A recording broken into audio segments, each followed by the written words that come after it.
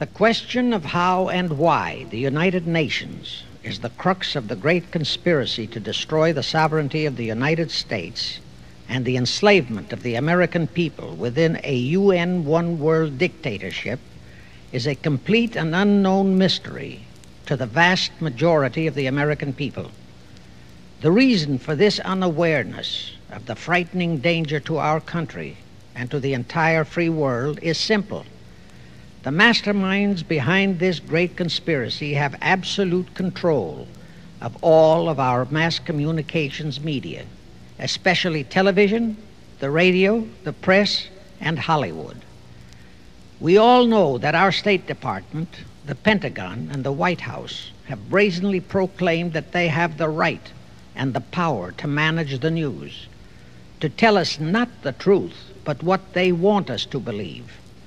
They have seized that power on orders from their masters of the great conspiracy.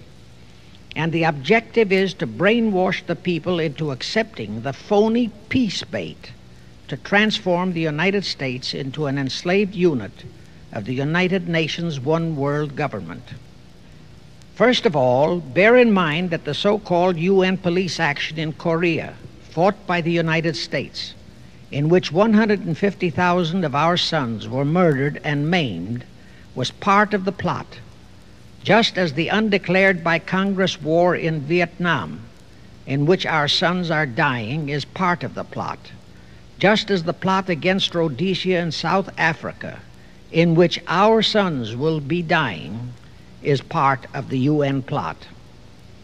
However, the vitally important thing for all Americans, all you mothers of the boys who died in Korea and are now dying in Vietnam, to know is that our so-called leaders in Washington, whom we elected to safeguard our nation and our Constitution, are the betrayers, and that behind them are a comparatively small group of men whose sole objective is to enslave the whole world of humanity in their satanic plot of one world government. Now, in order to give you a very clear picture of this satanic plot, I will go back to its beginning, clear back in the middle of the 18th century, and name the men who put that plot into action, and then bring you down to the present, today's status of that plot. Now, as a matter of further intelligence, a term used by the FBI, let me clarify the meaning of the expression, "He is a liberal." The enemy, meaning the one world conspirators, have seized upon that word liberal as a cover-up for their activities. It sounds so innocent and so humanitarian to be liberal. We'll make sure that the person who calls himself a liberal or is described as a liberal is not in truth a red. Now then, this satanic plot was launched back in the 1760s when it first came into existence under the name of the Illuminati. This Illuminati was organized by one Adam Weishaupt, born a Jew, who was converted to Catholicism and became a Catholic priest, and then, at the behest of the then newly organized House of Rothschild, defected and organized the Illuminati. Naturally, the Rothschilds financed that operation. And every war since then, beginning with the French Revolution, has been promoted by the Illuminati, operating under various names and guises. I say under various names and guises because after the Illuminati was exposed and became too notorious, Weishaupt and his co-conspirators began to operate under various other names. In the United States, immediately after World War I, they set up what they called the Council on Foreign Relations, commonly referred to as the CFR. And this CFR is actually the Illuminati in the United States. And its hierarchy, the masterminds in control of the CFR, to a very great extent are the descendants of the original Illuminati conspirators. But to conceal that fact, Most of them changed their original family names to American-sounding names. For example, the true name of the Dillons, Clarence and Douglas Dillon, once Secretary of the U.S. Treasury Department, is Lepowski. I'll come back to all this later. There is a similar establishment of the Illuminati in England, operating under the name of the British Institute of International Affairs. There are similar secret Illuminati organizations in France, Germany, and other nations operating under different names. And all these organizations, including the CFR, continuously set up numerous subsidiary or front organizations that are infiltrated into every phase of the various nations' affairs. But at all times, the operations of these organizations were and are masterminded and controlled by the internationalist bankers, who in turn were and are controlled by the Rothschilds. The details of how they accomplished the setting up of the CFR in the United States, as also in the other nations, are far too voluminous to be described in this dissertation. But you can find it complete in News Bulletin number 122, entitled UN is Spawn of the Illuminati, and News Bulletin number 123, entitled CFR Completely Unmasked as Illuminati. Both are published by the Cinema Educational Guild, Post Office Box 46205, Hollywood, California. You can get them for 50 cents per copy by writing to that address.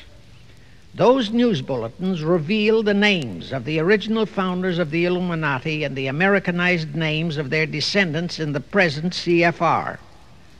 Now I'll go back to the activities of the original Illuminati conspirators. As revealed in News Bulletin number 122, one branch of the Rothschild family had financed Napoleon. Another branch of the Rothschilds, both branches the real masterminds of the Illuminati, financed Britain, Germany, and the other nations in the Napoleonic Wars.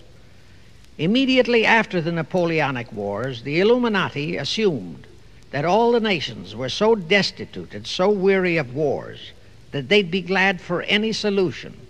So the Rothschild stooges set up what they called the Congress in Vienna, and at that meeting they tried to create the first League of Nations, their first attempted one world government, on the theory that all the crowned heads of the European governments were so deeply in debt to them that they would willingly or unwillingly serve as their stooges.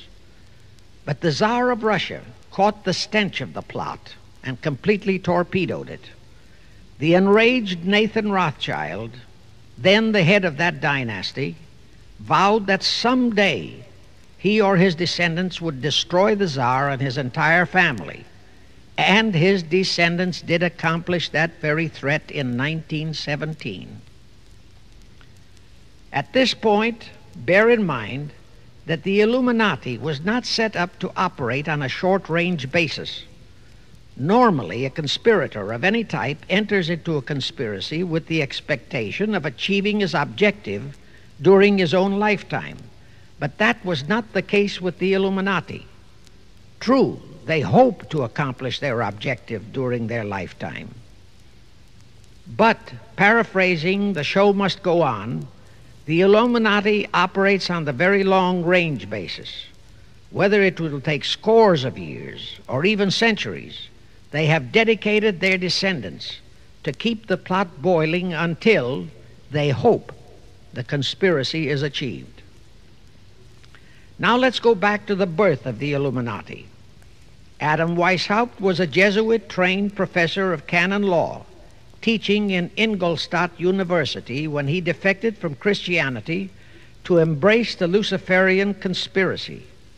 It was in 1770 that the professional moneylenders, the then recently organized House of Rothschild, retained him to revise and modernize the age-old protocols of Zionism, which from the outset was designed to give the synagogue of Satan, so named by Jesus Christ, ultimate world domination, so they could impose the Luciferian ideology upon what would remain of the human race after the final social cataclysm by use of satanic despotism. Weishaupt completed his task May 1st, 1770.